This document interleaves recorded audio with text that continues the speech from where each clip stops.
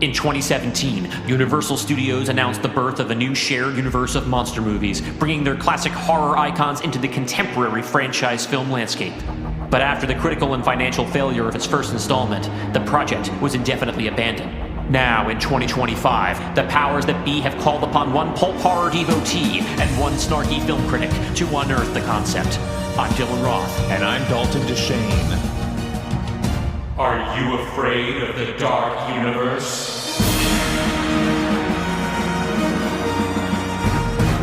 Welcome to Are You Afraid of the Dark Universe, the podcast where we try to resurrect Universal Studios' failed universe of monster movies one pitch at a time. The universe where we have finished resurrecting Universal Studios' failed universe of monster movies one pitch at a time. For the past 3 years, we have been trying to resurrect it. Mm-hmm. But you know what? Maybe the resurrection was all the stories we were telling along the way, Dalton. And all the patrons we made along the way. Oh, I mean, that's also nice, and that's very nice as well. We're not going to waste your time, though. Yeah. We know you want to get into it. So you've waited long enough for this. So our plan is we're going to jump into Act 3, and we are going to read through the rest of Hell on Earth all the way to the end. Mm-hmm. And then we'll talk about it for a while. Yeah. To give a little recap, Nick Morton is dead. And he's in a hell that's basically he's trapped underground like Yes. he was in Ames Share. Jenny and Evelyn have gone to try to rescue him because Dracula, who is fully repowered now, plans on resetting the entire universe in his image. Meanwhile, there is a great battle about to be joined on the plains of hell between the Dark Legion. That's presently Jack, Marya, Hunter, Victor, Jekyll, though he does not have any powers, and David, our new guy, Mm-hmm. against Hades and his army that includes Mr. Hyde himself. Gwen and Larry are still in Gwen's hell, which she has said she does not want to leave. And Carol is still in her hell, where she is a little girl. Yeah, and so all of our pieces are poised for a real big boom. So We played a few rounds of Mario Kart. yeah, we cleared our heads. Dalton was the victor, but I did not disgrace my family name. No, it was it was a very reasonably competitive. reasonably good match. We have some bevies, and we are going to launch right in Here to we the go. finale Woo. of Dark Legion, Okay, Hell on Earth. Act 3. Waves of demonic troops crash upon the island that is the Dark Legion. The giant panther Marya bounds past a stationary Jekyll and attacks a bipedal demon in leather armor. She catches its head and shoulders in her mouth, chomps down, and tosses its limp body aside before diving on another. Behind her, Jack vanishes, then reappears behind a walking squid swinging 6 swords. He grabs one, then disappears again, as does the sword, which then invisibly slices the squid's arms off with 2 fluid swipes. Jack and the sword reappear, and he tosses the weapon to Victor, who catches it and charges toward a line of orc-like soldiers, beheading one and knocking the rest aside like bowling pins. One of their spears lodges itself in his neck. He yanks it out, and a little bit of ooze leaks from the wound and then hardens. He hurls the spear into the air like a javelin and skewers a fluttering bat cherub. The demon falls towards the ground, but instead is caught in a tall wave of dark water that's being telekinetically controlled by Hunter. Hunter pushes the wave in front of them. It knocks Hades' front lines off of their feet as it crashes and seeps back into the craggy ground. But one demon dives over the wave, escaping Hunter's notice and running towards them with dagger in hand. It's about to plunge its blade into Hunter's back when... Die. its head implodes in on itself. It falls to the ground, knocking into Hunter's heels. Hunter looks up and sees David. Did that thing die just because you told it to? Most things do what I say. Can you say it a little louder? Knock out a whole bunch of them? I can try, but I'm afraid I don't have much of a voice. I've never had to raise it before. Ugh, terrific. Maybe you should stay close and protect Jekyll. Anything that gets within earshot, anything that gets close enough to hurt him, you talk it to death. David nods to Hunter, then at Jekyll. Thank you, but please, do be careful where you point Jekyll waggles a finger at David's face. yourself. Henry! Suddenly, Eddie Hyde leaps through the fray directly towards Jekyll. David steps into his path and takes a diving fist to the jaw. David hits the ground hard. He's never been in a fight before either. Hyde bends down to speak to David, who clutches his jaw. It looks broken, but on him, how can you tell? Sorry, bruv, I didn't catch that. What did you want me to do? Hyde kicks David hard in the chest. We hear his ribs crack. Now, Hyde turns his attention to his human look-alike. Here we are at last. Jekyll and Hyde. Back together by popular demand. The unarmed Jekyll backs away as his meaner, more muscular reflection steps towards him. No one's looked forward to this more than me. Hyde flinches as Jekyll suddenly charges towards him, knocking him down with a shoulder tackle. The two Russells Crowe wrestle in the dirt, rolling around. It becomes hard to tell which is which, except in close-up. Nearby, David slowly rises to his knees, purple blood dripping from his crooked mouth. He braces himself, then sets his jaw back in place. We can hear the squelching sound of his muscles and tendons repairing themselves. He watches, confused, as Jekyll and Hyde tumble about. He tries to make sense of it. Which one is Jekyll? Then we finally hear the pop of his jaw clicking back in. Stop. Jekyll and Hyde freeze mid-grapple. One of them has his hands on the other's throat, squeezing tight. The other's face is turning blue. David's eyes flick between the two. He can't chance it. Release him. The winning doppelganger lets go of the other, who takes a gasping breath. Now, which one of you is The lower double knees the higher one in the gut and kicks him away. Then rolls to his feet, covers his ears, and runs off. The remaining double, Jekyll, struggles to his feet. Damn it, I had him. You might have mentioned you had an evil twin. Doesn't everyone? David is about to snipe back, then stops himself. Back to Marya, dispensing with another group of soldiers before transforming back into human form and squaring up for a fight. Jack materializes behind her, already back to back.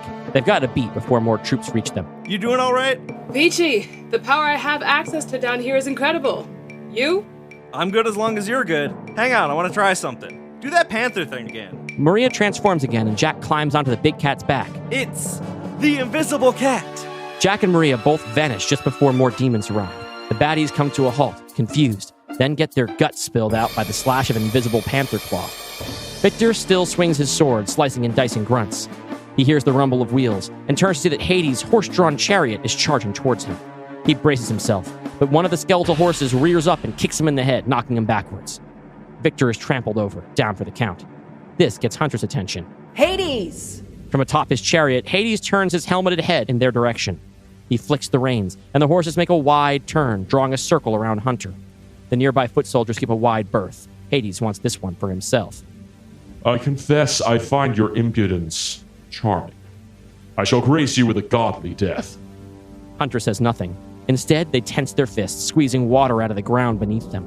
It works. A shallow pool of black water seeps out of the ground, creating a circular puddle with a 10-foot radius around them, just inside the root of Hades' chariot. Hades cracks the reins again, and the chariot takes a hard turn towards Hunter, crossing the edge of the water and immediately dropping like a stone. It's as if Hades has driven his horses into a bottomless well. Hunter stands on the surface of the water, looking effortlessly badass. Below, in the deep, Hades leaps from his chariot and begins swimming towards the surface, only for the light from the opening above to get dimmer and dimmer. Above, Hunter is down on one knee with their fingertips on the ground, drawing all the black water off the ground and back into their body. Below, in the void, Hades continues to swim upward, shedding more armor to gain speed, now just in his robe and helmet, but it's too late. The light goes out. Above, Hunter stands, their capillaries bulging with black water, their eyes inked over, their mouth in a proud smirk. We hear Hades cry out like an echo in Hunter's head. Evelyn and Jenny soar over a boiling ocean, weaving between ropes of infinite length hanging taut from nowhere up above. At the ends below are people, bound together in tight clumps, gradually lowered into the boiling water. When they're lifted out, they've been burned down to the bones, which quickly repair themselves with muscle and skin before they're lowered again. Their screams disrupt Jenny's concentration. She has her eyes squeezed shut, fingers stretched akimbo in runic formations, dodging the wires with magical intuition. She's not anywhere. I don't understand it. Jenny, I know your magic is stronger here, but you're still not going to be able to track both of them. Hell is just too big. Jenny doesn't respond, just frowns and keeps concentrating. If you can't find Carol, I need you to focus on Nick. Jenny sighs and her face falls a bit. She doesn't say it, but she knows Evelyn's right. She opens her eyes and points. That way. Can you see inside his hell? Jenny concentrates again. We zoom in slowly on her face. Softly, from a great distance, Nick's desperate screams fade in. She snaps her eyes open, and the screams cut off. We need to hurry. Fade in on Nick in the darkness, sleeping with his head leaning forward against the rock. The light from his headlamp casts downward, showing just how tightly his chest is squeezed in by the crevice. From above, a sprinkling of dust and gravel rains down on him. He wakes with a scream and immediately regrets it. We hear a rib crack as his lungs try to explode against the rock. He gasps, trying to get his breath under control. Panic sets in. No. His body wants to hyperventilate, but it can't. He wants to sob, but there's no air to let it out. He's trapped not just physically, but emotionally, everything bottled up by miles of stone. With no other outlet, he starts banging his head on the walls, forward and back, forehead and crown, letting it bounce until the blood falls down both sides. The headlamp cracks and falls to his feet, casting everything in darkness except the blood dripping between his boots. Then, among the blood, more gravel, rocks. There's a rumbling from above. The sound of skull against stone stops as Nick listens. The rumbling continues, and with it, muffled voices. Hello? Help me, please! Boom! A hole blows open far above Nick. Red light streams in. Chunks of rock and boulders fall all around him, most of the larger ones getting stuck before they reach him, although smaller rocks still draw blood from his already bleeding head. He cranes his neck back as far as he can. 2 backlit shadows peer down into the hole. Nick? Nick, are you there? Tears fall from Nick's eyes. Jenny? Jenny, is it really you? Nick, stay put! We're going to get you out of there! Nick cries with joy, wincing from the pain of the motion. A golden rope, radiating with soft light, lowers down from above, held by Evelyn. Give it a tug when you've got a good grip. Nick reaches over his head and wraps his weak hands around it. He tugs. Okay, here we go! 3, 2, 1... Evelyn and Jenny pull. Nick grabs tight, but he's wedged in too firmly. He doesn't budge. After a minute of all 3 of them desperately trying, the rope slips out of his hands. Cut back to the big battle. The Legion has tightened up their ranks around Jekyll, who calls out troop movements. Marya shapeshifts from her human form into a giant bat and strafes some oncoming demons. Hunter summons seaweed from the cracked earth to grip the ankles of one of the larger attackers, and Victor delivers an uppercut that knocks its head clean off its shoulders. A line of advancing troops stops short and, one by one, their heads implode, seemingly for no reason, until Jack and David materialize behind their bodies. David has just snuck the command into their ears. Jack and David form back up with the group, taking advantage of the lull in the action. I can't believe it! We're actually pulling this off! I'm afraid this was only the infantry, Dr. Griffin. The cavalry's just over the hill. Jekyll points towards the horizon. In addition to more ground troops, there's a flock of large, flying, dragon-like demons, the same sort that were patrolling the skies of London in Mystery Men.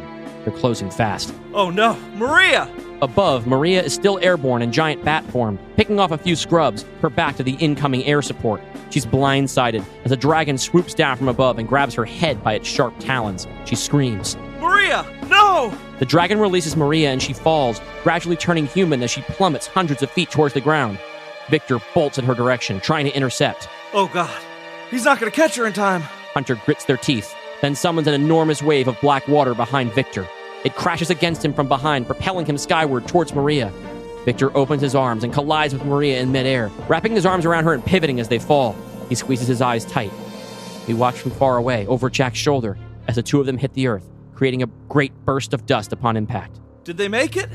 I don't know. I'll be right back. Wait, Hunter! Hunter instantly drops into a black puddle at their feet. Across the battlefield, Hunter springs out of the pool left behind by Victor's wave, then lands steadily on their feet on top of the water, inches from where Victor and Marya lie still. Only Jekyll, Jack, and David remain at the rally point. While attention is all focused in the same direction, we follow someone crawling over a pile of demon corpses camouflaged in blood. He leaps out from the pile and grabs onto Jekyll's back. Jekyll falls backwards onto his assailant's knees in a backstabber maneuver and screams as Eddie Hyde digs his teeth into his neck. Jack cries out, and David stares the demon down. Hyde? Die. Nothing happens. Hyde grins and tilts his head so David can see. His ears are stuffed with demon guts. Speak up, spaceman. Can't hear ya. Hyde turns his head forward again, still grinning at David. Jack starts to vanish, but Hyde hooks his arm under Jekyll's chin and squeezes tight. Nah, you stay where I can see ya. Jack, visible, holds still. Cut over to Hunter kneeling in the black puddle over Victor and Marya. They check Victor's pulse, then Maria's. Fuck, I don't even know if either of you had a pulse to begin with. Boom. In slow motion, we watch a broad-shouldered figure burst up out of the black water, surrounded by angry white froth. It's Hades, bident poised over his head. At the top of his leap, he angles it down and plunges it towards Hunter. Normal time resumes as Hunter tumbles out of the way, narrowly avoiding being skewered. They look up at the death god, his armor discarded, clad in toga and helmet, wrath in his eyes. Cut back to Nick in the dark crevice, trying and failing to pull himself out on Evelyn's glowing rope. Nick, can you hear me? Nick suffers through the pain and yells back, "Yes!" You're stuck pretty tight. "No shit!" Can you help us by pushing up on anything? "I'll try." He grabs the rope again and they pull. Nick tries to get purchase on the rock with the toes of his boots, trying to push himself up with his feet. Nothing. The rope slips out of his hands again, and he lets his arms fall, defeated. It's okay. Evelyn and I aren't giving up. We're going to get you out. No. Just leave me. What? There's no time. Nothing is more important than stopping Dracula. Nick, we're not going anywhere without you. Why not? I left you. I let you both die. I've been given 1,000 chances, and every time more people get hurt. I don't deserve another chance. Up above, Jenny and Evelyn share a concerned look. They hadn't prepared for this. Cut to the back of a town car. Gwen sits, reading over something scribbled out on loose leaf paper. She marks it up with a pen. Next to her sits Larry in a sharp suit. But which Larry is it? The car pulls up to the steps of the United States Capitol building in Washington, D.C. Outside, a waiting Angela opens up the door for Gwen, who steps out and starts walking to the entrance with purpose. Angela struggles to keep up. Larry follows behind, casual, aloof. Traditionally, when a member of Congress schedules a press conference, their chief of staff is, informed. What's this about? You'll know soon enough. Anyone from the press actually show up? I've got Reuters, your haters from Fox, a few other press corps barnacles. If you give me half an hour, I can probably get MSNBC. Just as long as there's at least one camera rolling. Cut to young Carol's house in the 1980s. We find her hunched up on the floor of the living room, watching Scooby-Doo on TV while her parents have another screaming match in the kitchen. On the screen, Fred Jones lifts a rubber mask off yet another phony ghost. Carol's eyes flick away from the screen. Maybe this is stupid. Cut to Gwen stepping up behind a podium bearing the seal of the United States House of Representatives in their Capitol press room. She looks out in front of her. Most of the seats are empty, but there are a few reporters here and one camera operator in the back. She steps up and clears her throat. She wraps a hand around the feathered charm on her necklace and closes her eyes. A little prayer. She looks up. The cameras are rolling. Hi. Most of you don't know me, but my name is Gwen Conliffe. I'm here because a long time ago, I decided I wanted to make a difference. There's a lot of injustice in the world, a lot of cruelty, and a lot of straight up, uncut, uncomplicated evil. I wanted to fight that evil. I think a lot of people do. But I think most of us never really fight that fight because we don't believe we can win. Cut back to the battlefield, where Hades strikes at Hunter with his bident. Hunter evades, sinking into the black puddle beneath them just as the weapon's prongs come down. They strike wet earth. Hunter pops back up behind Hades. Before they can act, Hades swings his bident back around and slams it against Hunter's skull. They fall backwards, concussed. Gwen's monologue continues in voiceover. The more you learn about the world, the more that seems to be true. This place was built by evil. For evil. Nearby, Victor struggles towards consciousness and sees Marya's still body beside him. On the horizon, the ground reinforcements march closer. Cut across the battlefield, where Hyde holds Jekyll in a tight chinlock, daring Jack or David to make a move. They set the rules, and their rules say the cruelest player wins. Cut to Nick in the crevice, trying to shut out the voices of Jenny and Evelyn above. The glowing rope dangles in front of him. He swats it away, defeated. So whenever kindness and compassion score a victory, it feels like a rocket, defying the natural gravity of evil. Nick, just grab on. Don't give up. We go into every battle expecting to fail, and we still punish ourselves when we do. Nick, when we first met, for all your charm, you were as rotten a man as I'd ever met. Someone I never could have fallen in love with. But you're not that man anymore. But I haven't gotten better. You said it yourself, Evelyn. I'm still selfish. It's selfish of you to refuse help, to pile more guilt on yourself instead of trusting in your friends. But you're doing it to punish yourself, not to hurt anyone else. I'm not going to let you pull away again, Nick. I love you. And I love you, Nick. Evie, less than 24 hours ago, I had David psychically assault you. And 18 months ago, I tried to sacrifice 10 million people, and you stopped me. We've been fighting a war, Nick. We've made some desperate, terrible decisions. If you can still love me after what I've done... I don't deserve your love or your forgiveness. Well, that's too bad, because they're mine to give. You can hate yourself all you want, but I'm not going to hate you, no matter how badly you want me to. I'd just as soon keep loving you out of spite. Nick smiles in spite of himself. The walls are cracking. You wanted to save the world, Nick. This is how we do it. By saving each other. Nick looks back up at his two heroines, backlit figures framing the light at the end of a long tunnel. He closes his eyes, takes a deep breath, then reaches up and grips the rope again. I'm tired of feeling this way. Evelyn and Jenny pull. Nick wedges his boot tips into the rocks. He grunts and pulls on the rope, biceps flexing. He exhales, trying to make himself as thin as possible.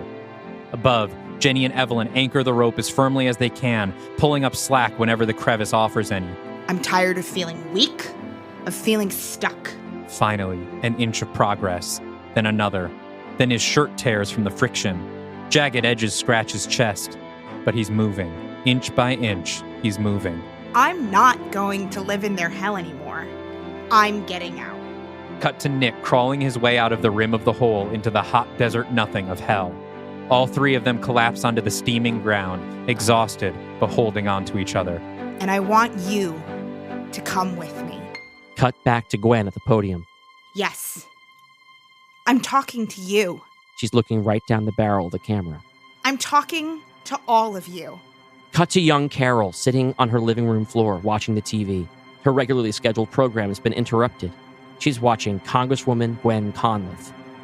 Cut to someone in a much darker, more violent hell, tied to a medieval rack while vampires dig their teeth into each of his wrists. He's delirious, sweat-soaked hair sticking to his face. He stirs at the sound of a voice echoing through the dungeon. The vampires hear it too. I know each and every one of you has thought about trying to break out of this place. The man lifts his head. Torchlight illuminates the face of Abraham Van Helsing, portrayed by Hugh Dancy. Cut to the late Prodigium Deputy Director Demi Lavelle, portrayed by Lucy Lawless, inside what appears to be a room in a children's hospital ward. She's leaning hard against the door, trying to keep it closed as something bangs against the other side. The door's narrow glass window shatters and an emaciated hand, a child's hand, covered in sores and lesions, reaches through, a patient intake bracelet hanging from its bony wrist. Gwen's broadcast is playing here too, through the hospital PA. Maybe you've even tried, but what use was it? It's their world, and there's only one of you. Cut to a wartime foxhole, where a soldier fires an automatic weapon into a herd of oncoming zombies, the reanimated bodies of U.S. soldiers and Iraqi insurgents alike. The soldier is Nestor Lucas, portrayed by Titus Welliver, and he hears Gwen speak over his radio. Only that's not true. There are millions of you, billions of you, just out of view, cut off from each other. The cuts start getting faster. We're seeing more familiar faces now. Not just by walls, but by history, grudges, petty bigotries, or meaningful ideological differences. Caroline Clerval, Horace Femme, Masika Abdo. Whatever it may be, you've decided that their fight doesn't belong to you, or that when it's your time to stand up, they won't stand with you. Harry Cooper, Detective Martin Poole. But it's all one fight, and however things used to be, today, we are all on the same side. Ahul, Dudley Hall. Some of you deserve to be down here. Some of you might think I do too. June Allenby, Adelaide Van Helsing.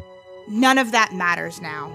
We have the rest of eternity to judge each other. Today, I need you to believe that if you stand up and fight, you have 100 billion souls fighting alongside you. Everyone you have ever loved, everyone you ever met, everyone who ever hated your guts, your ancestors, your descendants. Joy and Natty Conley. They're all with you. From behind, we see a girl with long hair sitting on the floor in front of a TV set. Someone approaches behind us, creating a shadow over her. It's nonsense. Maybe. The girl turns around, but she's not a girl anymore. She's a grown woman, played by Darcy Carton and voiced here by Steph Sallow. But I want to believe. We peer over her shoulder to Gwen on the TV screen. pushing in until we're in the press room with her. She's looking right at us. Now get up. All of you. Because as of this moment, you are Legion. Cut to the medieval dungeon hell, where Abraham Van Helsing flexes against his restraints, roars, and rips himself free. He grabs the vampire that's feeding on his left wrist by the hair and pulls her away, his own flesh ripping off along with her. He ignores it. He punches the other vamp in the face, then makes a break for it. Cut to Demi Lavelle, still dodging her child's hand, reaching through the door. She makes a break for it, leaping over a hospital bed and guarding her face as she crashes through the window on the other side. She lands and rolls in the hot desert of hell, shattered glass all around her. Quick cuts now. Dudley Hall hoots and hollers, firing his gun in the air. Nestor Lucas, beset by a zombie horde, pulls a hand grenade from his belt and pulls the pin. Joy Conliffe, tears in her eyes, looks up at her daughter's face projected on the full moon and howls, turning into a wolf and running into the night. Caroline Clerval spins a dial and overloads her equipment. Electric explosions bursting all around her. Cut to the Dark Legion's battlefield. Hunter is on their back, bloodied on the dry ground. Hades raises his bident over them, about to stab it into their chest. He thrusts it down, but it's caught by a large, scabby, gray-green hand. Victor struggles to hold the bident's point back from Hunter, but Hades' strength equals his own.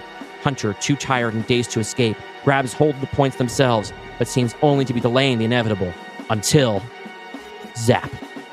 Hades is struck by blue and white lightning, cast laterally across the battlefield. He's propelled off of Hunter and Victor, and his bident goes flying in another direction, landing not far from where Marya is slowly regaining consciousness. Victor and Hunter look across the field to the source of this strange electric blast. A thin woman in Victorian dress stands holding a bulky electric device the way a soldier carries a chain gun. Victor, his attention still on the woman, helps Hunter to their feet. Across the way, Caroline Clerval sees her father, who has just risked his body to protect a teenager not much older than she'd been when she was cast out of his home. Victor, a tear oozing from his eye, lifts one hand and offers a slow, childlike wave. Caroline, barely holding in her emotions, nods, then returns to the battle. Hunter looks up at Victor. My daughter. Marya dusts herself off. She hands the bident to Hunter. I hope we get the chance to meet her, but I don't think there's gonna be time to introduce everybody. Marya diverts the group's attention to the middle distance, between the Legion's position and the oncoming reinforcements. The ground between them is breaking, cracking, exploding. Doors, windows, barred prison gates, doorways of all kinds are breaking through into this dimension, just long enough for individuals to burst through. Not just modern doors and not just modern people from all time and from all places, but a few of them are familiar. A new front line is forming. At its center, wielding a crossbow and a motorized revolving blade, is Abraham Van Helsing. Cut across the battlefield where Hyde still holds Jekyll in a tight chinlock, keeping Jack and David at bay. Hyde sees the doors opening, hears the crescendoing battle cry of the expanded Dark Legion, and starts shaking. None of this is gonna save ya. You still can't save this one. Behind Hyde, something ghostly and gray floats like a wisp out of the ground behind him. He doesn't see it, but Jack and David do. David doesn't know what to make of it, but Jack's jaw drops, his eyes widen and flicker with tears. Sure we can. The white wisp grabs a ghostly arm around Hyde's chest and yanks him backwards. Hyde's body phases right through Jekyll's, then falls backwards into the dirt. Jekyll loses his balance, but is caught, gracefully, like in the dip of a tango. He looks up at his rescuer and smiles, laughs. Anything's possible. The white ghostly wisp materializes into a fully solid human form, dressed in a gray jumpsuit. A wooden ankh dangles from a string around her neck. It's Carol. Jack leaps forward and wraps his arms around her with Jekyll, squeezing them tight and jumping up and down with joy. Carol! God, I've missed you so much. I missed you too, Jack. And you too, Doc. Carol, are you a ghost? Looks good on me, right? But there's no such thing. Well, then who the hell is that? Carol looks over Jekyll's shoulder where the floating specter of Captain Daniel Gregg, played by Hugh Jackman, passes by holding a rifle, ready to join the fray. Jekyll turns and sees the ghost, then looks sheepishly back at Carol. I will continue my studies after the day is won. Now let's win this thing so I can go smooch my wife. Cut to an empty, red expanse. There's no clear floor or walls or sky, just a dull red void. There's a man in the middle of the void, collapsed to his knees, slanted over crooked, possibly asleep. We see him from behind. He wears a ratty, sweat-soaked t-shirt and green cargo pants. He's surrounded on all sides by shimmering, translucent panels, each of them displaying a life-size image of a different scene. In the one right in front of him, we see Gwen's speech. In another, we see Jekyll in Hyde's headlock, struggling to breathe. On a third, we see a bat flying high over the demons of hell towards a black castle in the distance. From the screen, we hear Gwen say again, "Now get up, all of you, because as of this moment, you are Legion." At this, the man raises his head, and we see that it's Corporal Chris Vale, played in the film by Jake Johnson and in this reading by Andy Webb. He looks determined, pissed off. He gets to his feet and shouts, "Enough!" The panels go dark. A moment of silence. Then they flicker back to life, dimmer than before, all showing the same scene. In it, Nick Morton stands with Evelyn and Jenny next to the crack in the earth they pulled him out of. Aminet didn't just send you to hell, she buried you underneath it.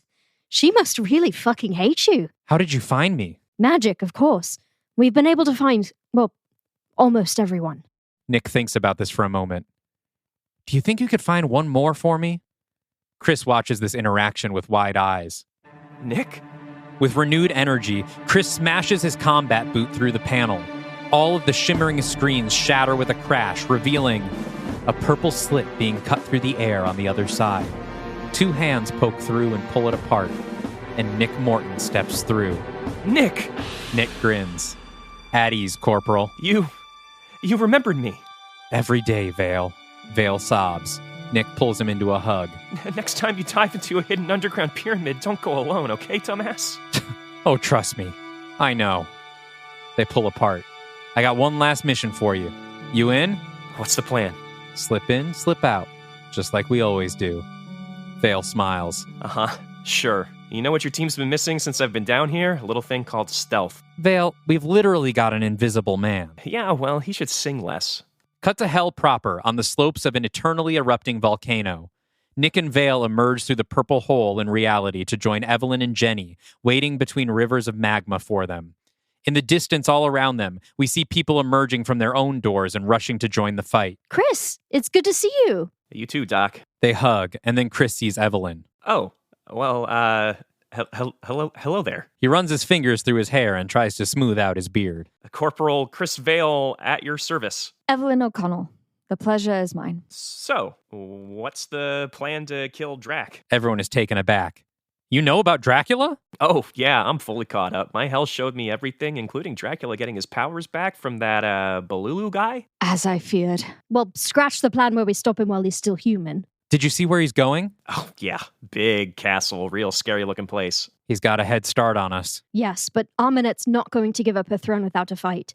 If she doesn't kill him, she'll at least slow him down. Allowing us to sneak in through the carnage and take the reins for ourselves. He looks at Vale. See?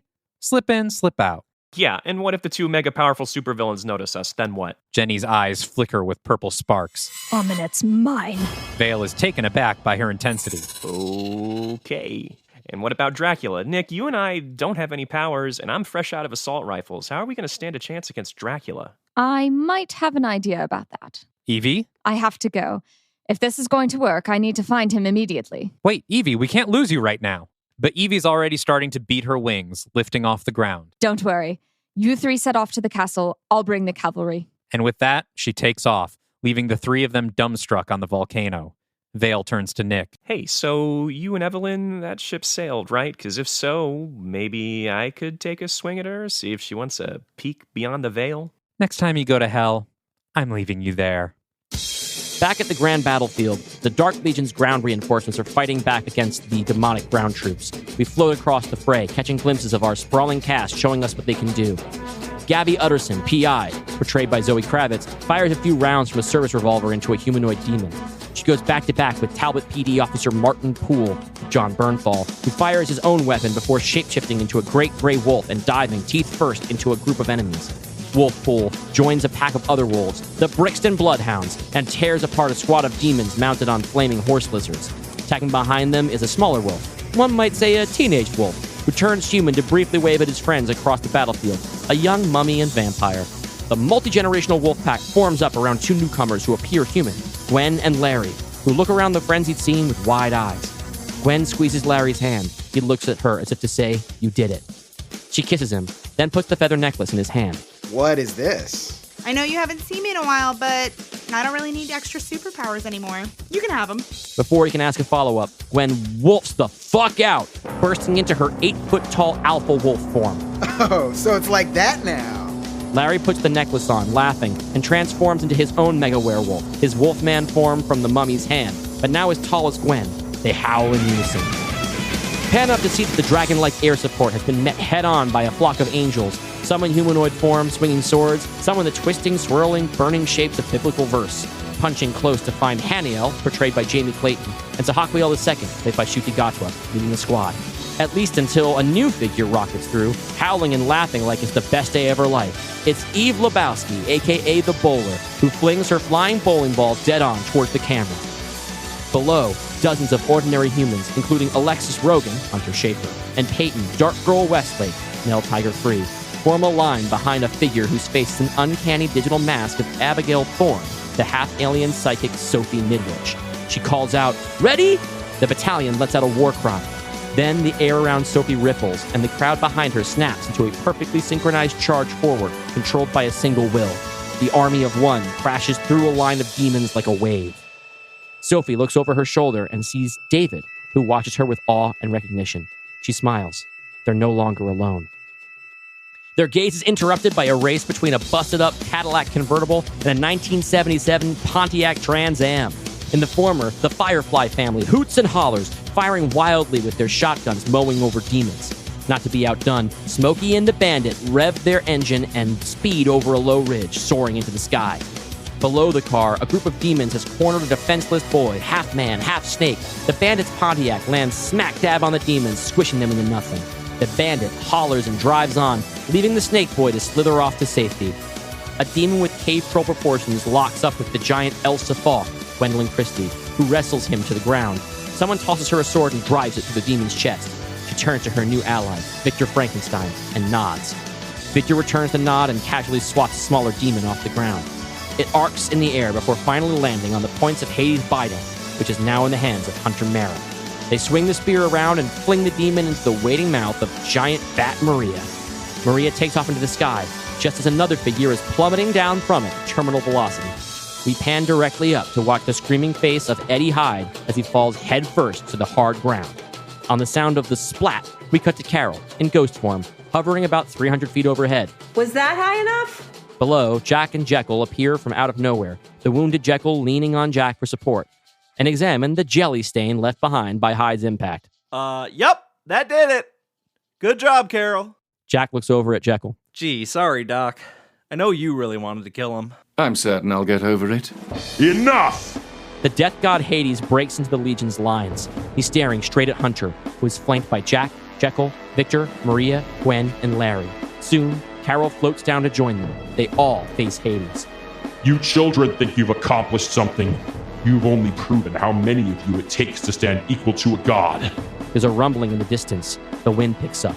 Let's see how you fare against two. Above, dark clouds converge, then twist around an axis. A giant tornado is forming, and as the funnel extends from above and drops toward the ground, we hear the deep, echoing laugh of Owuo, the voice of the late Tony Todd. Vale, Nick, and Jenny emerge from a purple portal into a downpour. They stand on the banks of the moat surrounding Castle Death, black and veined with streaks of crimson, reaching up higher than they can see. The moat isn't filled with water, but with warriors, who are now escaping following Gwen's rallying call.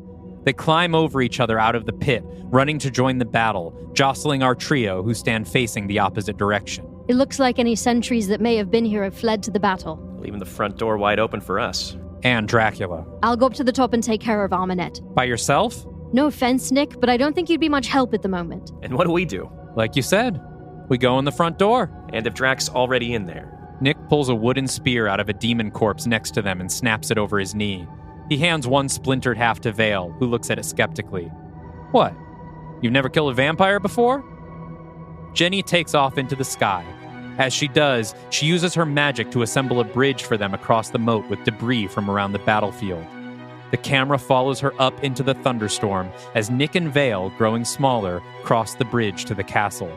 As she rises, her face sets with rage. Her eyes turn black and crackle with lightning. She clenches her fists, and the water from the thunderstorm begins to collect around her hands, freezing into hard, thick ice. She finally reaches the window at the top of the castle. She pauses for a moment, then rockets through it at top speed, crashing through the black glass. She comes to a screeching halt when she sees Carol, crucified upside down on an inverted cross made of black stone. Jenny! Jenny, help! Carol? Cut to the interior of Castle Death. The grand foyer is empty, although it's not devoid of life. The floor, walls, archways, everything is made from a soft red tissue, streaked with white and blue. Their shoes squish on it, and they realize that it doesn't just look like skinned muscle, it breathes like it.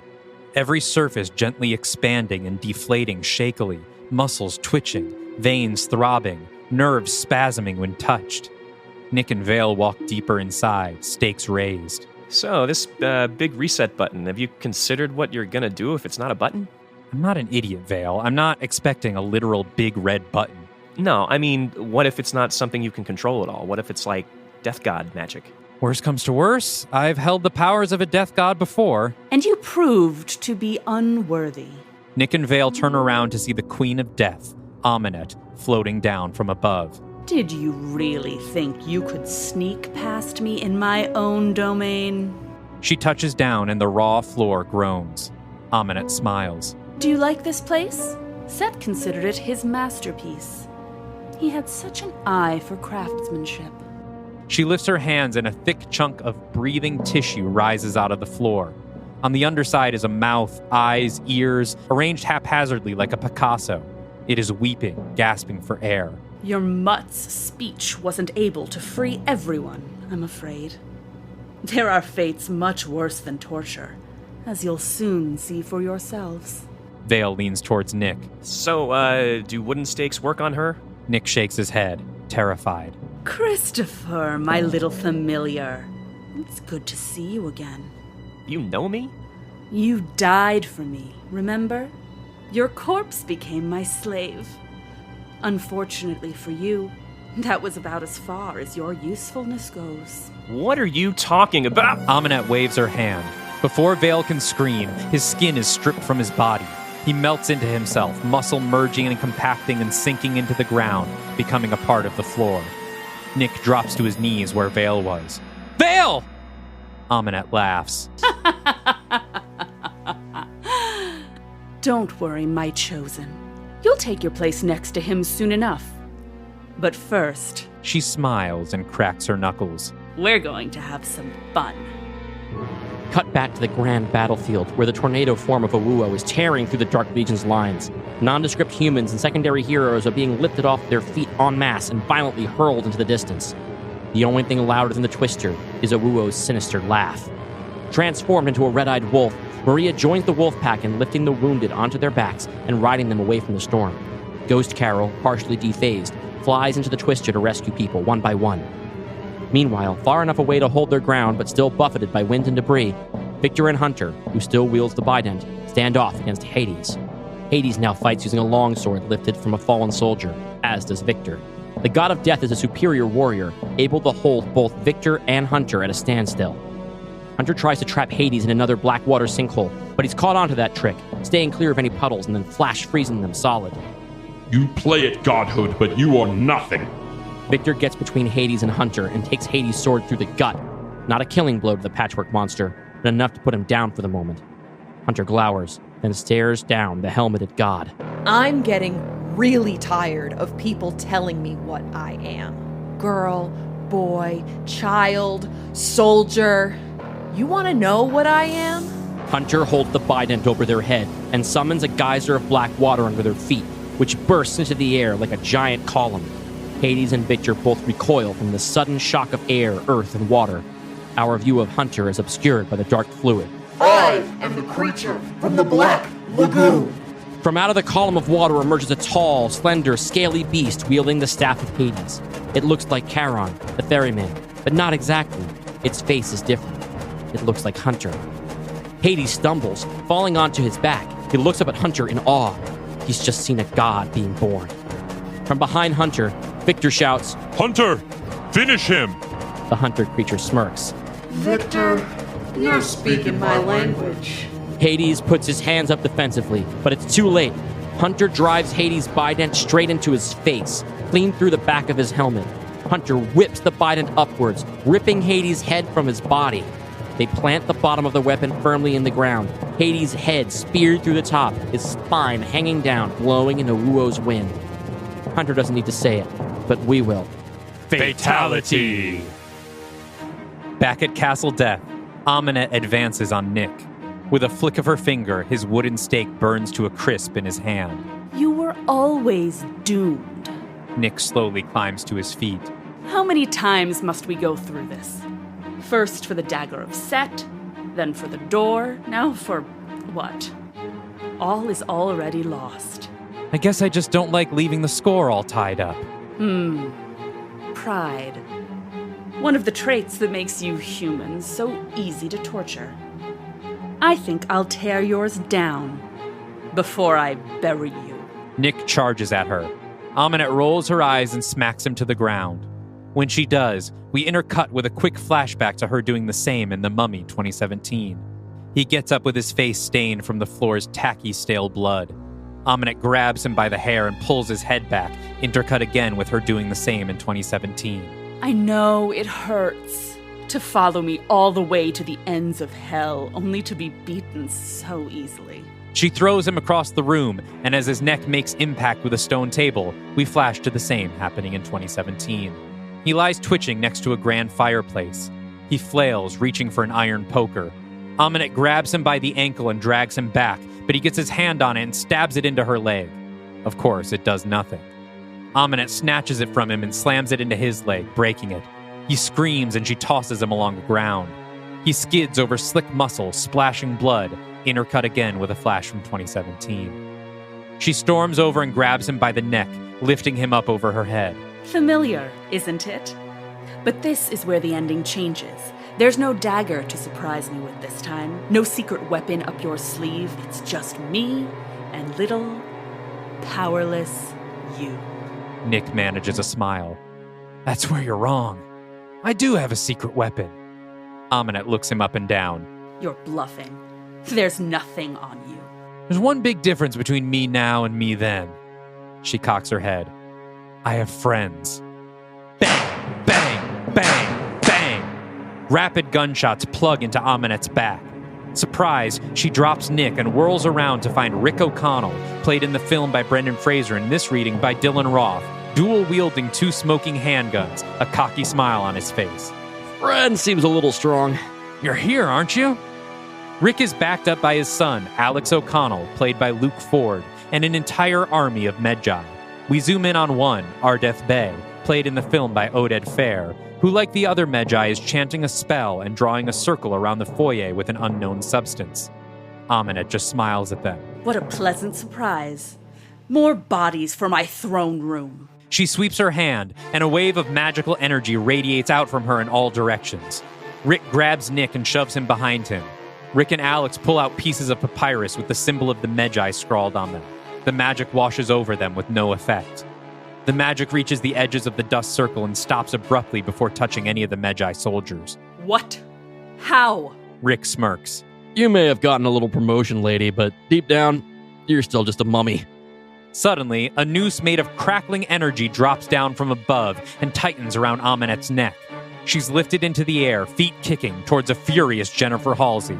You think that after everything I've been through, I wouldn't recognize my own wife? Jenny yanks her fist back and the noose tightens. Aminet claws at it furiously. How stupid do you think I am? Asks the woman I've killed twice. You know, they say a magician should never perform the same trick for the same person twice.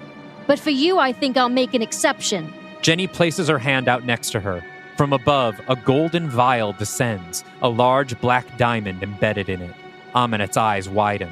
I found this in your office. Sentimental, are we? You wouldn't dare. You think you know pain? Your hell will be my masterpiece. Jenny holds the vial in front of Aminet's eyes. Yes, the Black Bellarmine. Not too long ago, I used a spell to pull your soul into it.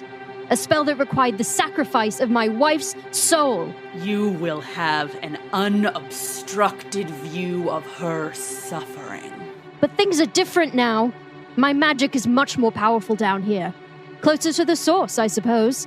It allowed me to add a new wrinkle to the spell. I asked myself, what if I could power the spell by sacrificing the very soul I was summoning? Amenet thrashes more violently. Below, the Magi have closed ranks, blanketing the floor in their magical powder. Amenet tries to use her magic, but nothing happens. Let's find out, shall we? Jenny begins to recite a spell. Her eyes go black. No! You worm, you wouldn't dare. I am the rightful queen of death. I was born to have my name etched in the stone of history. Monuments in my image. You are no one, nobody. Jenny finishes the spell with one word. Amenet. Amenet screams as her black soul is sucked out of her body, floating like smoke in the air before funneling into the Bellarmine. As it emerges, her body shrivels back into the form in which it was first found, a delicate, decrepit, ancient corpse. When the spell is finished, Jenny lets both Amenet's body and the Bellarmine drop. They crash to the floor in front of Nick. Amenet's body breaks apart into dusty fragments. The Bellarmine shatters, releasing Amenet's soul, which takes the shape of a screaming mouth before it burns away into ash. Back at the battlefield, demons lose their nerve at the sight of Hades' head on a pike. Their ranks thin out as they flee towards the horizon or tunnel deeper into hell and hide. Owuo's tornado rages on, having lifted hundreds, if not thousands, of humans into his violent orbit. He bellows, "Cowards! Rally to me, you sniveling worms!" Near the storm's ground zero, Marya, Jack, Jekyll, David, Carol, Gwen, and Larry stand firm, locking arms to consolidate their weight and brace against Owuo's might. "This cannot be! This is our world!" Yeah, you keep saying that. But this was never only a world of gods and monsters. Above the Legion, the tornado's wind begins to slow, as if an opposing force was pushing back against its rotation. It's like its gears are grinding. It's also a world of people. It always has been. The tornado slows even more, and we begin to see why. The mass of humanity that's been sucked into the funnel has somehow grabbed onto it. And the people are pissed. As the dust thins out, we see that the people it's lifted are now clinging onto the massive 80-foot-tall body of Owuo, covering him almost completely, dragging him down. He's too heavy. He can't spin. He can barely stand. Victor and Hunter, who shifts back into their human form, join the rest of the Legion at Owuo's feet. Behind them, the entire fortified Legion, thousands strong, stand at their backs. Owuo stumbles to his knees, dragged down by the sheer weight of his army of assailants. He begins to shrink, sinking into the mass of humanity. No! No!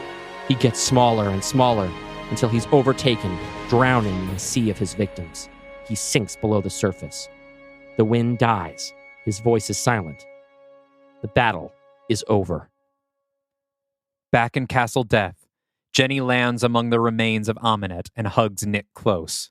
She's gone. For good this time. You did it. You're amazing. Rick nods at Jenny. Jennifer, good to see you again. You too, Rick. Nick turns to Rick. Way to show up at the last minute. I guess Evelyn didn't mention the urgency. Evelyn? She here? Wait, Evelyn didn't bring you here? No, I gathered the Magi myself as soon as I was out. But if she didn't go to get you, then who? Rick's face suddenly falls, jaw slack, eyes unfocused, as if in a trance. You're on your own, Mr. Morton. What? Rick. He turns to Jenny, who has the same dazed look on her face. You're on your own, Mr. Morton. One by one, everyone in the room turns and begins to leave, all of them muttering the same phrase. Nick looks around frantically, and then he sees him. Dracula, standing on a landing above them, arm outstretched and fingers gnarled, casting his glamour on everyone except Nick. Once again, Mr. Morton, I must thank you for clearing my path to victory. You son of a bitch. We spent a year fighting together, and then you kill me at the finish line. Why? You had the favor of heaven, something I sorely needed but have never possessed. Evelyn. Well, not just her. He smiles, revealing his fangs. I needed your soul as well.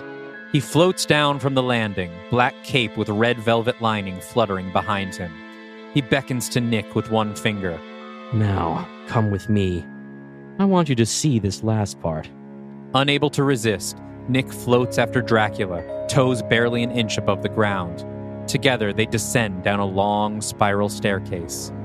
The originators of this place, gods, you call them, were once powerful scientists. It was with an advanced alchemy of science and magic that they were able to birth your world. They step down onto an endless black marble floor. It stretches on in all directions eternally. No walls, no ceiling. There is nothing down here except a glass tube, capped on both ends with aluminum, hovering vertically in midair. They used their knowledge to harness a single quantum particle of dark matter, invisible to the eye, to microscopes, to all living things, but with the right magics. He leans in close to the vial, pulling Nick's face closer with him. It can create or destroy worlds. He begins to drool, eyes wide. He lets Nick fall to the floor. When I remold the earth in my image, I think I'll keep you as a rat in a little cage, my pet in this life and the next. With a toothy smile, he reaches out for the vial. But just before he grabs it, a voice calls out. One moment, Vladimir. Dracula's hands are frozen. He can't grab the vial. He turns away with rage. Who dares? The Master is descending the spiral staircase, followed by Evelyn O'Connell. Evelyn? The enemy of my enemy. You! What are you doing here? I warned you, Vladimir. The power you possess is mine to give and mine alone. You broke the rules, and now it's time to pay the price. You're too late. Even if you take away the power, I'll just wipe the slate clean.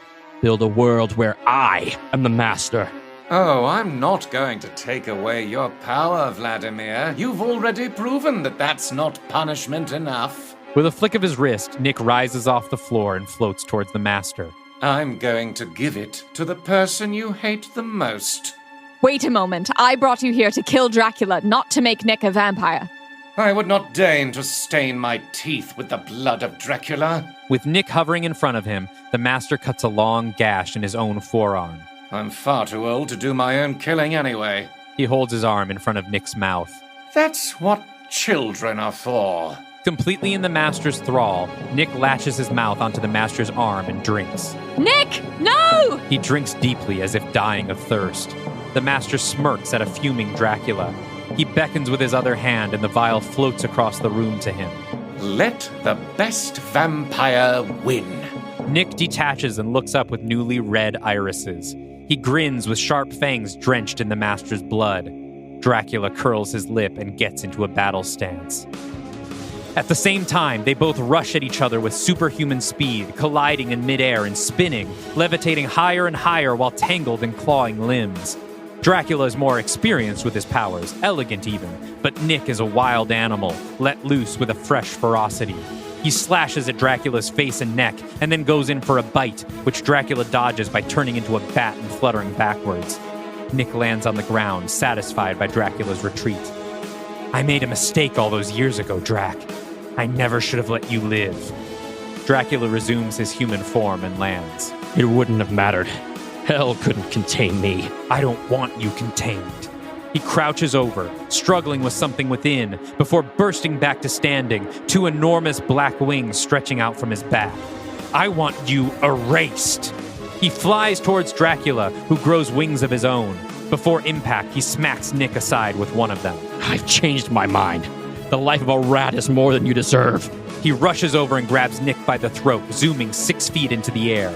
In my new world, I will kill you every night and bring you back every morning. Dracula throws him down head first. Nick's skull cracks against the marble. By the stairs, Evelyn steps forward to help, but the Master grips her tightly by the wrist and gives a mean look of warning. Dracula charges down to where Nick lies limp on the floor, claws outstretched. At the last second, Nick turns into a rat and scurries away. Before he crashes into the floor, Drac shifts into a bat and skims along the floor after the rat. They race across the marble, Drac the bat nipping at Nick the rat. Nick shifts into a bat as well and tries to take to the sky, but Dracula instantly turns human again, grabs the bat by the wing, and tears it clean off. Nick tumbles across the floor, human again, one of his large wings missing, leaving bloody streaks on the marble.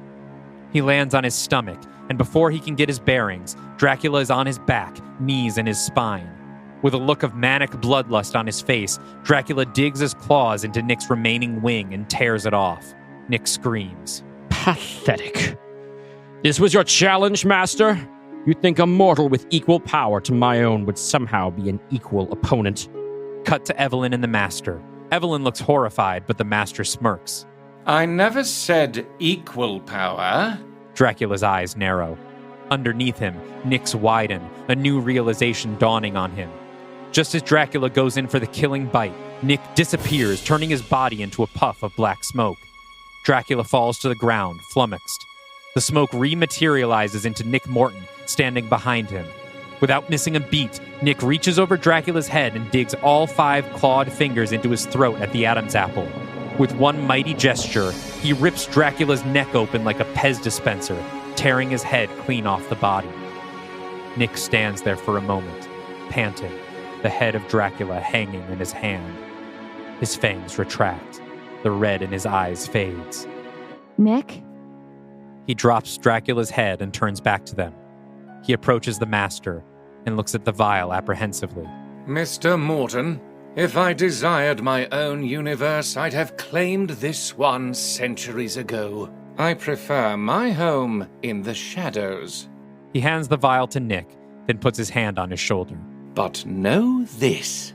My power is not given lightly, and I won't leave this world devoid of my children, even if you reset this universe.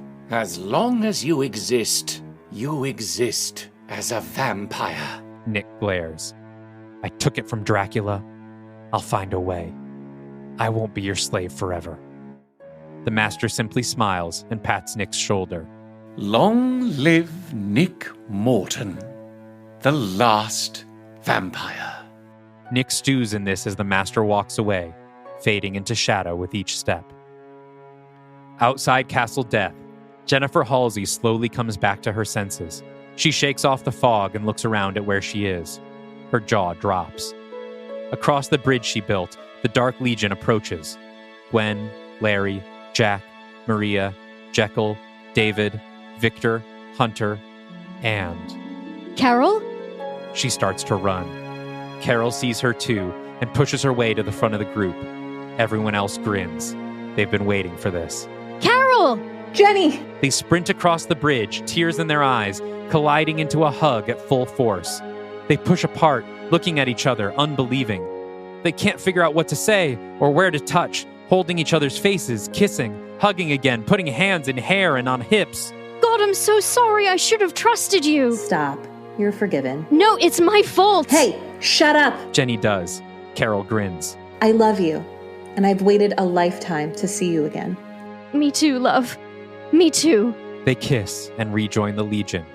Rick, Alex, and the Magi follow. Wait, where's Nick? I don't know. Last I saw, he was in... She turns back to the castle just in time to see Nick walk out, holding the vial in his hands and looking at it hard. Behind him, Evelyn emerges. Evie? Evie! Rick pushes through the Legion, but he doesn't have to go far. Evelyn swoops down from the sky into his arms, kissing him hard. Their son, Alex, instinctively looks away out of embarrassment, but is soon drawn into a warm, familiar embrace. The O'Connells, reunited at last. When Nick arrives, everyone goes in for a hug, but he's distracted, focused on the vial. Nick? You alright, bud? Where's Dracula? Dead. For good this time. Fuck yeah! That's it then, right? Dracula, Aminet, the Death Gods, we won! Jack picks Nick up in a tight embrace, seemingly not minding that Nick isn't returning the enthusiasm. I can't believe it! I knew you could do it, Nick. Now how do we get all these folks back to Earth? We don't. What do you mean? Nick, what are you talking about? Jekyll steps forward. Billions have died since death's door opened. Many of these souls likely don't have bodies to return to. And even if they do, what kind of world are they going to find? What chaos will erupt when they re-enter such a wasteland? How many will find themselves back down here in short time? So what, we leave everyone down here? No. What, Nick? Evelyn steps forward. He wants to reset it all. The Earth. Burn all this down and start it anew. I thought that was Dracula's plan. It was our plan. The Legion is silent. Look, it's like Henry says. There's not much Earth to go back to. And besides, this place wasn't made for us. It was made in the image of demons to harvest our pain. We have the opportunity, the power, right now, to start fresh, to create a new world built for a new humanity. You mean you have that power? Gwen, it's not like that. So what becomes of the billions of souls down here? What becomes of us? What becomes of our families? Look, this is the hard choice, right? The one we keep refusing to make.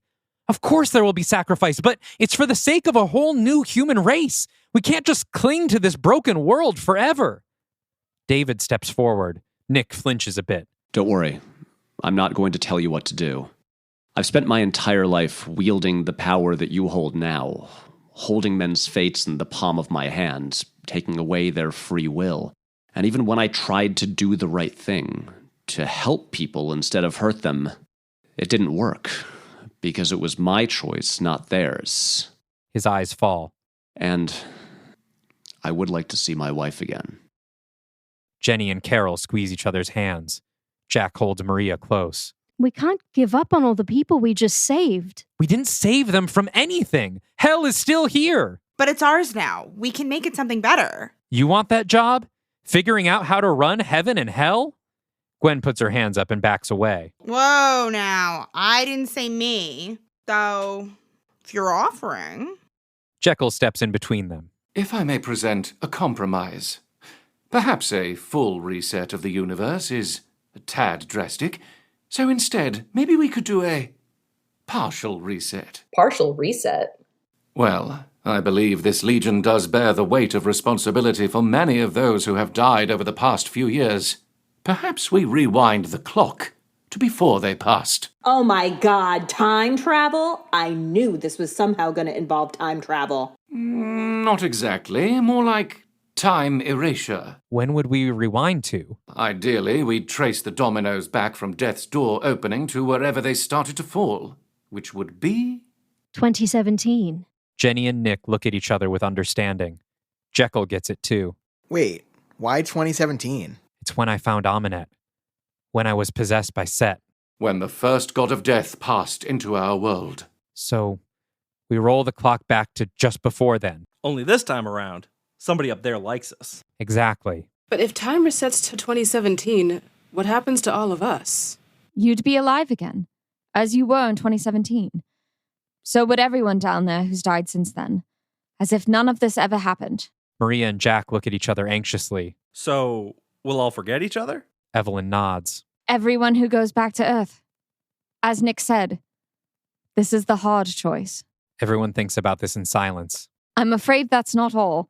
There is a vacuum that needs to be filled. What kind of vacuum? Gods. We killed them, and we damn sure aren't bringing them back in the reset.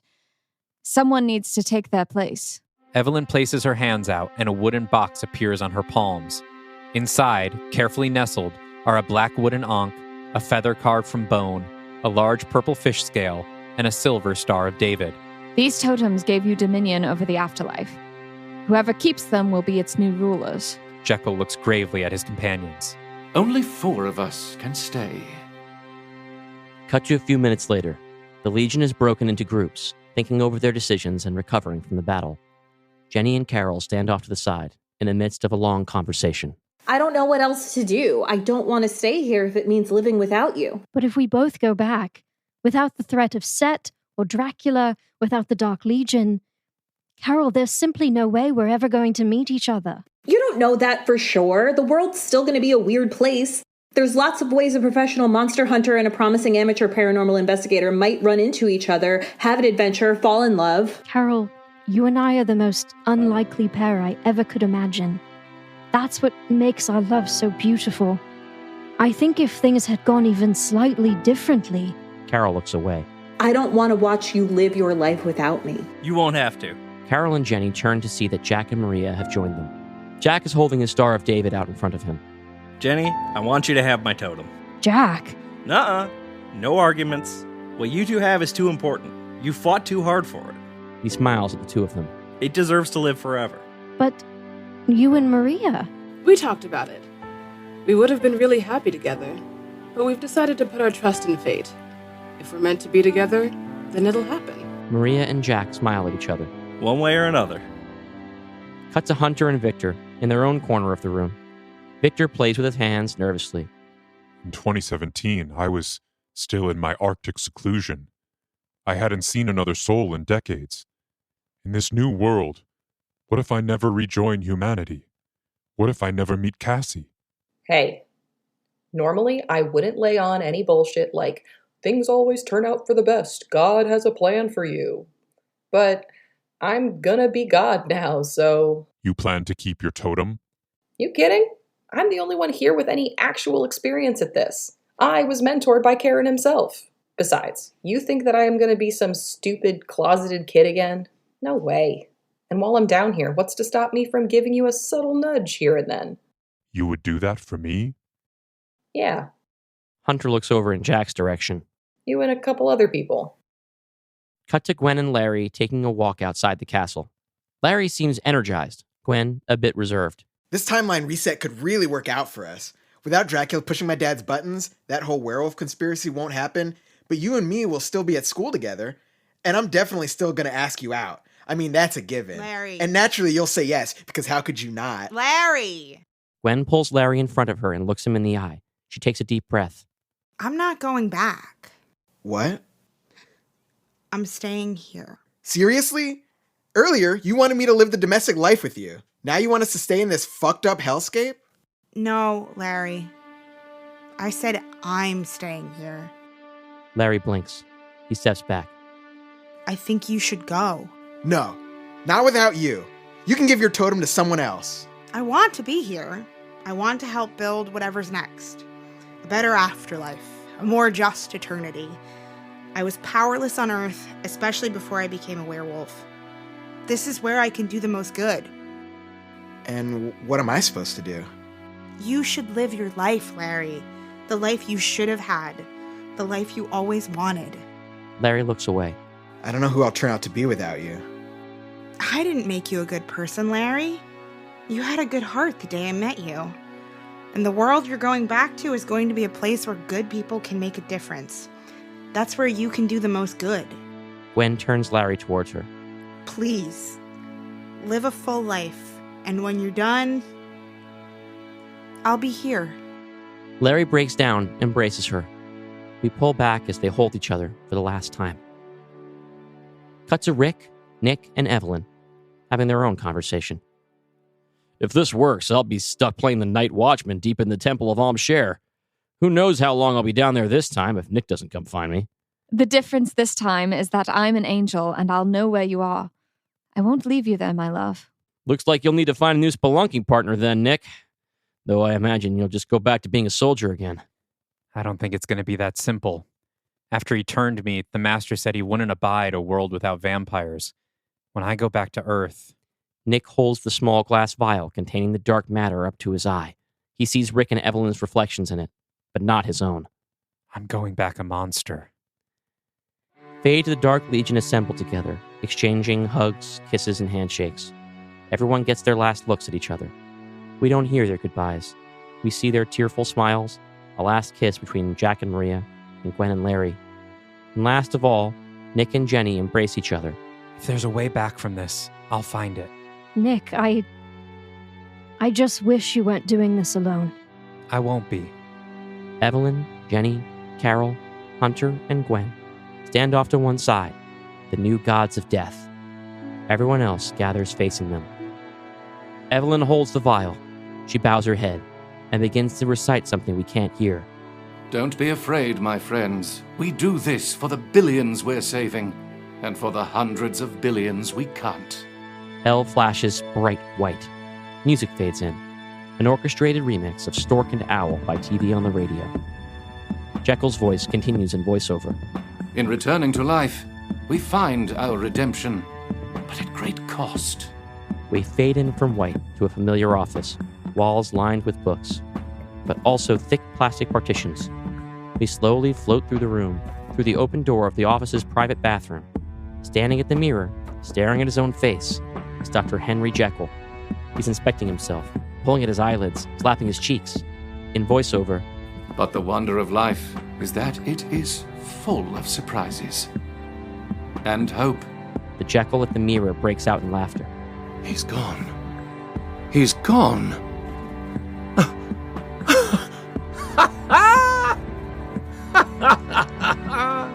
Cut to a college campus. There's a carnival on the quad.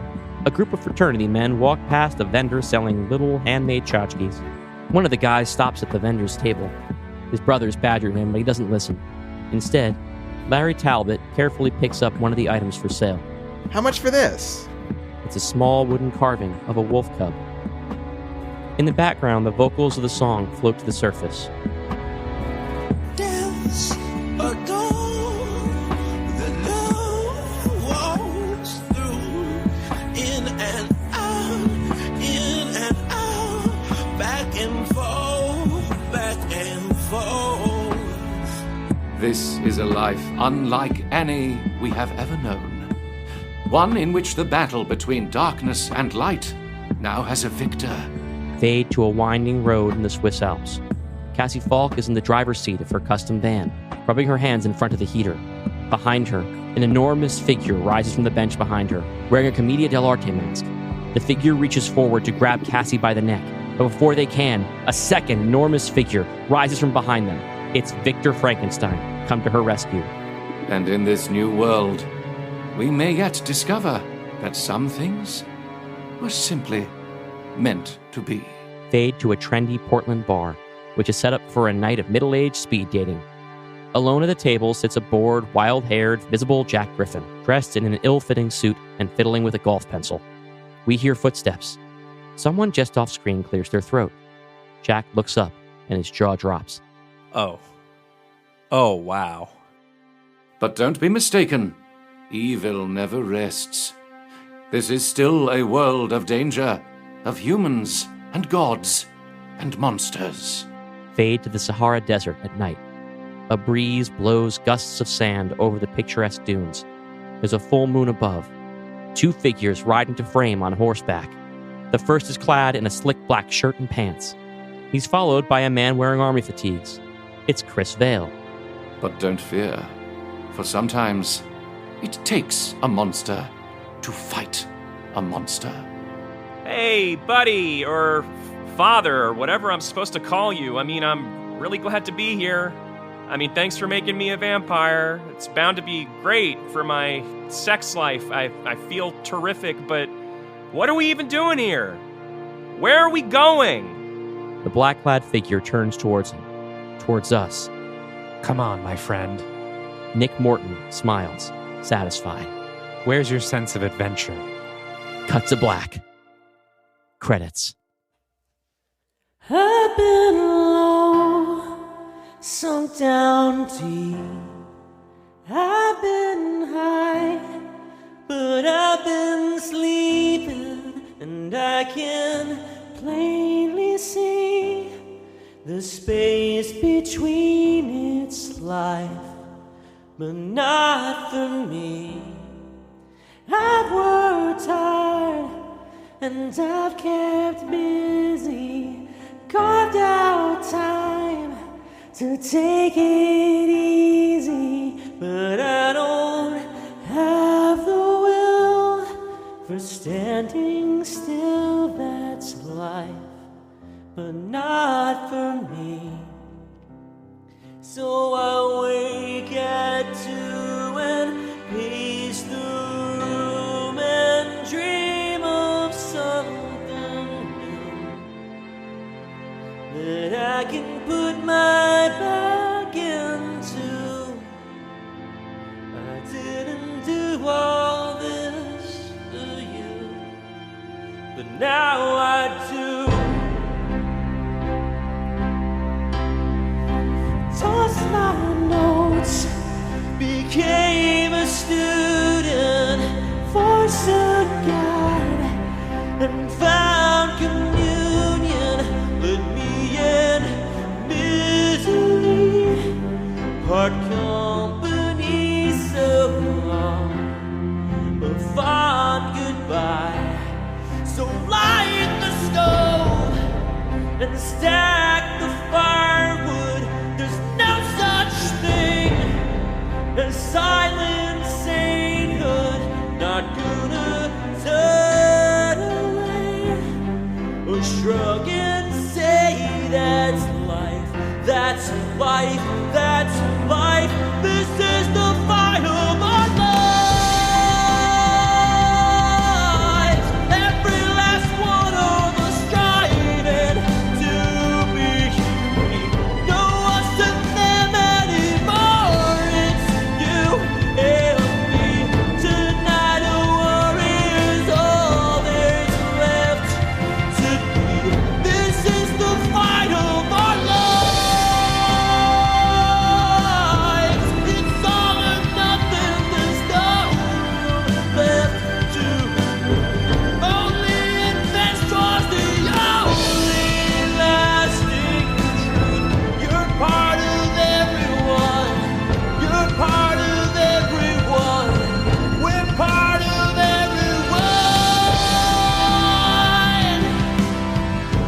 starring Julian Ames as Larry Talbot, Ella Dawson as Jennifer Halsey, Dalton Deschain as Nick Morton and Victor Frankenstein, Anique Evans as Emily and Marya Zaleska, Abe Goldfarb as the Master, Henry Jekyll, and Eddie Hyde, Jenna Kass as Caroline Clerval, Tyler McCall as Carol's mother, Victoria McNally as Angela, Rachel Millman as Gwen Conliffe, Sarah Norcross as Evelyn O'Connell and young Carol, Sam Paxton as Arm Demon and Carol's father, Dylan Roth as Dracula and Rick O'Connell, Steph Sallow as Carol Lemley, Joe Stando as Jack Griffin, Frankie Starker as Aminette, Andy Webb as Dr. Chapman and Chris Vale, Kendra Wells as Hunter Mary, and Patrick Willems as David. We'll fight on, and we'll keep reaching. We're the dark, and we are legion. Executive producers Brent Dreyer, Brian Egan, Mar Bendlar, Matt Thackeray, Soonmont, and Mikey Whiplash. Studio executives Alyssa the Pazuzu Apologist, Bill French, Beerus, Joe Valiant, Jonathan Morgantini, Moose, The Real Nick Morton, Rich Mays, and Tom Webster. Written, produced, and directed by Dalton Deschain and Dylan Roth. Post-credits scene. Dracula's eyes snap open. He's alone, in a black void, completely naked. What is this? Where am I? Over his shoulder, just barely visible, is the gaunt visage of Pazuzu. You are nowhere, Dracula. Your universe rejected you. Now you float in the space between worlds. Get me out of here. I fulfilled your request. I demand you return me to Earth. Sorry, Vladimir. Our pact is complete, and I'm afraid I don't carry the power in your universe that I used to. What do you mean, my universe? Suddenly, the blackness around Dracula lights up with twinkling stars, twirling galaxies, clouds of dust, rocks, all spreading out infinitely in all directions. The lights sparkle in Dracula's wide eyes. There are so many other worlds than you know of. New universes born every minute. An infinite spectrum of lands unconquered. Pazuzu's red lips lean in close to Dracula's ear. In fact, I have a feeling a new one is about to arrive. Would you like to see it? Dracula grins. Yes. Yes, I would.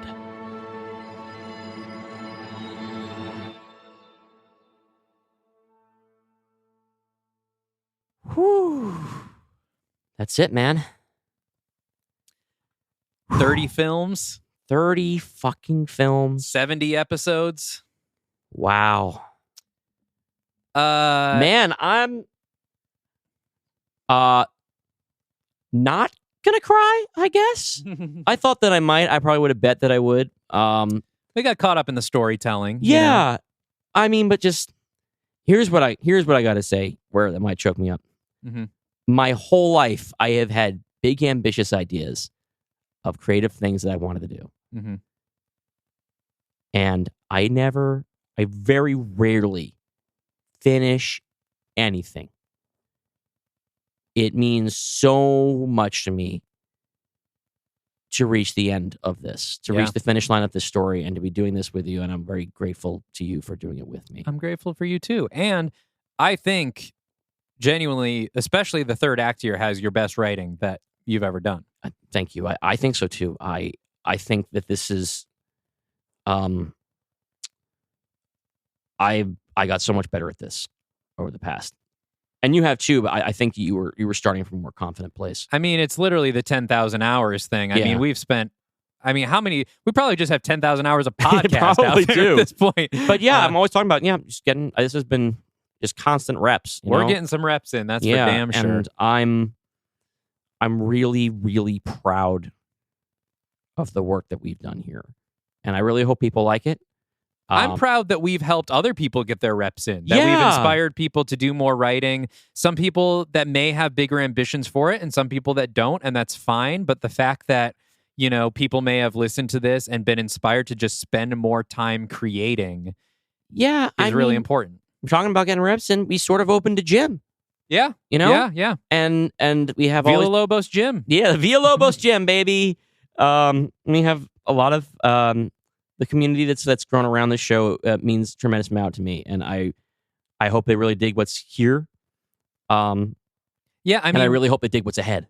We have built something really huge here, and I mean, obviously, we're very aware that we did not do the work of creating a cinematic universe. Those things are huge, but just the fact to have pulled off this amount of storytelling. That's the thing. I mean, a full hours and hours and 30 scripts and all this stuff.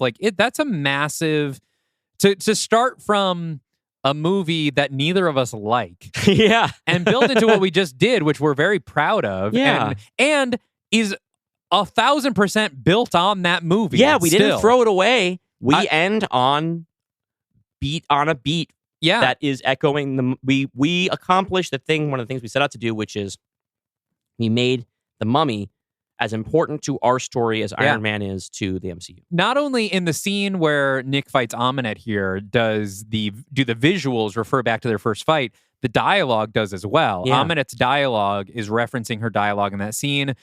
Jekyll's monologue at the end references his monologue at the end of The Mummy. And we close on, come on, my friend, where's your sense of adventure? Which I believe, if I go and check my notes here, someone specifically did call out what happened. I believe I took note of that. Because you're going to hear us come up with that idea in real time on the next episode, because that was something we came up with together. That might have been one of the ones where it was too on the nose and I didn't write it down because I didn't think we were going to use it. But somebody on one of these platforms did specifically say that we would end on this sort of like an I Am Iron Man moment. Yeah. They didn't say it was the last line of the movie, but that it would happen. It would be like Nick's last line. Yeah. Yeah. But your work with Gwen's speech, the motivator, which is, I know that is the big thing you've been wanting for years. Really, really long time. Since before Death's Door, since probably Mummy's Hand, you've been wanting to have this big prison break speech from Gwen. Yeah. Which again, I think that's the thing I alluded to last episode that I was a little wary of, because I was like, that seems too action movie-ish. That seems too broad, but I think it works perfectly in execution. And like I said, I think we earned it by making Death's Door as dark as it was, by making Phase 4 as dark as it was. I think this moment of victory, the thing is, I think our overall, both of our kind of shared through line in the Dark Universe is this idea of, the cards being stacked against you, which is definitely a very real world thing. And this is a fight that is hard won. None of this is no one has gotten through this unscathed. That everyone has literally gone through hell to win this fight. And so when the win happens, I don't think it's cheap or sentimental. It is something that not only have we earned and the audience has earned, but these characters have earned through a lot of trauma and bad shit. Yeah, I mean, for me, I'm usually the kind of cynical viewer who, if you're going to have a big battle scene, you introduce a bunch of characters, and you gotta shed some in order to prove that the stakes are high. And I never felt tempted to do that in this battle scene. I didn't feel tempted to kill it. I mean, we did kill Chris Vale again. Which kind of a running bit at this point to just keep killing Chris Vale and then brought him back. Yeah. But yeah, I didn't feel. I think because we killed everyone in Death's Door. I didn't feel like someone has to die in the big battle, especially because the thing is, since we knew going into this, the thing is that they were going to reset the clock to 2017. If we killed anyone, it would feel cheap of us then to just immediately undo it. Well, I mean, you did do that with Vale, but that's also kind of the joke of Vale. Yeah, that wasn't a heavy death, right? That was Aminet gets him out of the way for the battle. But I mean, maybe it was heavy for some of you, but he came. We know he has fans out there. Yeah. But that was not permanent. And we knew it wasn't permanent, so we didn't play it that way. Yeah. But yeah, your battle stuff here is really good too. Like all of your Avengers action in Hell, you wrote some really killer fight scenes. I threw in a couple of cameos at the last some minute. of those were yours that I was actually reading from the first time here. Yes. I threw in some cameos this morning. Yeah, Teen Wolf, Smokey and the Bandit, the Firefly family. You threw them all at the I was reading them as we went. And the Snake Boy, yes. Yeah. That's all really fun. I really appreciate, I think you and I both managed to maintain a sense of fun throughout the gravity of all of it. Yeah. I really like, first of all, the idea, which I think was pretty sure was completely your idea, of having Nick become a vampire at the end. Really, we'll find out in the next episode because that's one that came up during the conversation. Yeah. We figured it out. That final battle was really fun. It's the kind of thing where, like, I was looking back at it thinking, like, oh, is Aminette not in enough of this movie? And I realized, like, no, you know what? This is not really. This one's not about her. Like, I had complained in Van Helsing that Aminette wasn't a big enough character, but we gave her like a lot of moments in Death's Door. Yeah, that sort of completes her character arc. She got everything that she wanted. Yeah. All that's left is take it away from her, and she's not the lead of our movie, right? Yeah. You made everybody's deaths, like the villain victory there with Aminette and with Dracula, cool beats with the Master. I think you really, like, my voice is going. We've been doing this for 5 hours. Yeah, we've been podcasting a long time. I think you maintained this sense of sort of action horror fun throughout all of it, where it's gnarly and it's heightened and it's exciting and it stays horror through the action. I like that. And I want to thank and I fucking love the goopy planet, the goopy castle death. I love the castle death with that is like you're walking inside somebody's body. Yeah. It's really good. I've never seen anything like that. And that makes like a really nice, because like my big battle is on sort of like in the Avengers battle is on a big anonymous field. Mm-hmm. Like I was also thinking about how like those big battles in the Lord of the Rings and stuff. Mm-hmm. You set your side of that in something really distinctive that we will sell that play set. If you want help visualizing it, think about in Hellraiser when Frank is still like half a body. Mm-hmm. Now imagine an entire castle built out of Frank. That is what Castle Death looks like. But yeah, and thank you, because it was actually your idea to bring Rick into that battle, because we knew we wanted to bring Rick back, of course. Yeah, but just you didn't have room for him, I don't think. Or I could have put him where Abraham Van Helsing was. It just felt like he needed to have a big beat of his own, I guess. And Van Helsing, the idea of bringing back Abraham Van Helsing as like a leader of the Dark Legion, which is the thing that like Nick always wanted in the beginning of the thing, is for Abe to run things. Of course, like it goes without saying, every character that you want to imagine is in that scene. Yes. It's freaking Game Master Anthony's birthday up in here. A couple things that one thing I added this morning and then deleted was that it wasn't just the Snake Boy that was cornered by the demons. It was the Snake Boy and David and Davidson. And then Pete Davidson was going to wink at Sydney Sweeney as she drove off. And I was like, this is maybe a little too far away from the tone. And then I was also going to have the Miz suplexing a demon. I thought about doing that too. I thought about putting Ricochet in there. Yeah, putting the wrestlers in there. But no, they are there. If you freeze frame, you'll see them. The thing with having Rick there is it allowed us to do a big Mummy reunion, right? It was not just Rick, but Alex and the Medjai and Nick. So again, both Mummy and Jenny, both Mummy franchises coming together to defeat the final Mummy, which ended up working so well. Yeah, that was a really cool moment. Because like we think about it, like while our Dark Universe began with Mummy 2017, if you were going to be a psycho and do a full chronological rewatch or whatever, you would actually start with the Mummy 1999. Yeah, exactly, because we made it canon. Yeah. And it gave a fake out for who Evelyn's reinforcements were. Yeah. Which was totally an accident, where it was like, oh, it's going to seem like Evelyn went and got Rick, of course. But no, she went to get the Master, And so it all ended up... I think this script...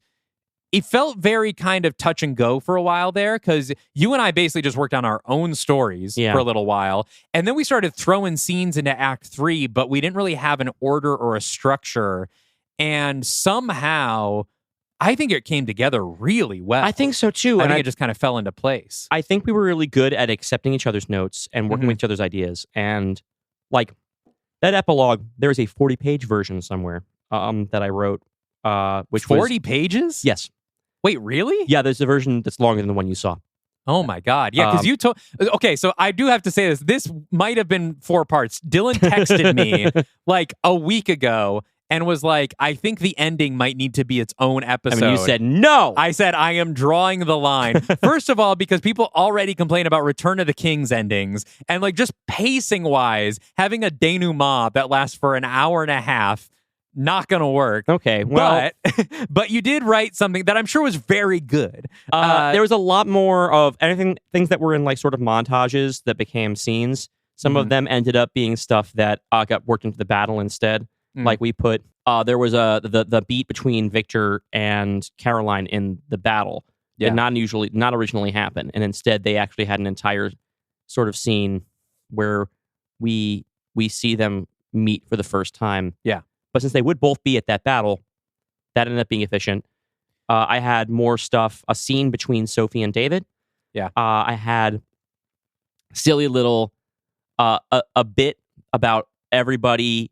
There was a longer period of time, right? The idea was that it was actually maybe going to be months between deciding not to reboot the universe and figuring out what to do next, during which time, like, we have some cute stuff. Just cute stuff, which I know our fans like cute stuff. I like cute stuff. Yeah. It was too much. I mean, look, we have so many characters. We could have given everyone their own personal send-off. I mean, we don't have Gwen reuniting with her family, right? That's true. We don't have that. And that's a big one. Like, everyone... We don't see our original timeline's Cassie at all. Nope. We don't see... There's certain characters there are people who show up we haven't seen die, but it's been hell on earth for 18 months. Yeah. We can assume, okay, some point, somehow, Elsa gets killed. That's why she's down there. The Mystery Men, David and Davidson, Smokey and the Bandit, they all kick the bucket at some point. Well, we saw David and Davidson die. Well, that's true. They're down there. But I was not going to kill Quasimodo and Esmeralda. Yeah, the new they parents. have a baby. And Yeah. I wasn't going to kill off Cassie because I liked that family unit being there. Yeah.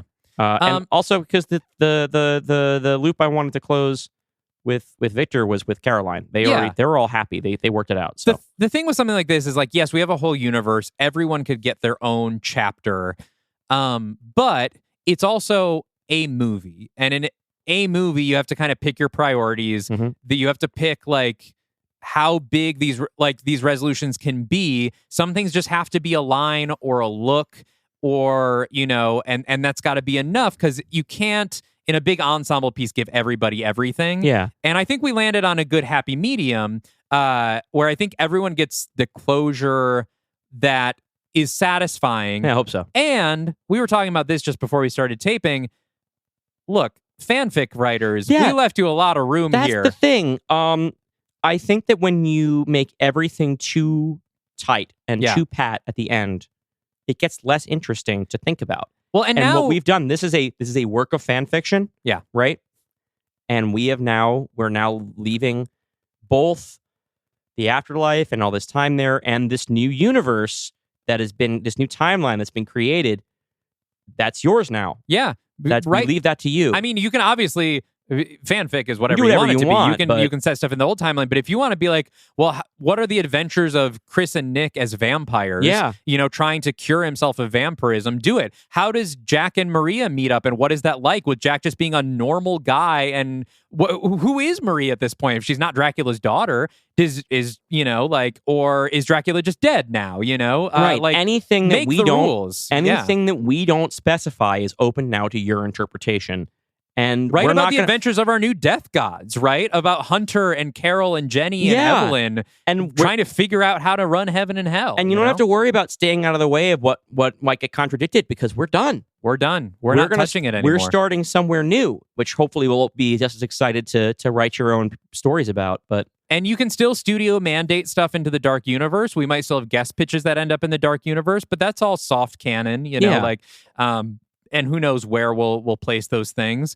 But I hope this was a satisfying ending for everyone. Yeah. And in 2 weeks, you're going to hear the planning episode where we come up with a lot of this stuff. 2 weeks after that, we are going to have one final Are You Afraid of the Dark Universe episode, which we are still figuring out exactly what that's going to be, but it's going to be some kind of retrospective. And then the new thing starts. Yeah, and we'll save that for later because we want to let Hell on Earth and the Dark Universe have its moment. But don't jump off yet. Yeah, please stick around. I promise, if you liked this, more is coming. Yes. All right. And I guess you can be less afraid of the Dark Universe now. I guess it's a nice place to live now. I mean, maybe we should just say, like, thanks, everybody. Yeah. Thanks for listening. Yeah. Thanks for coming on this crazy journey with us. Yeah. We hope you'll come with us on the next one because we're really excited about it. Because, come on, folks. Where's your sense of adventure?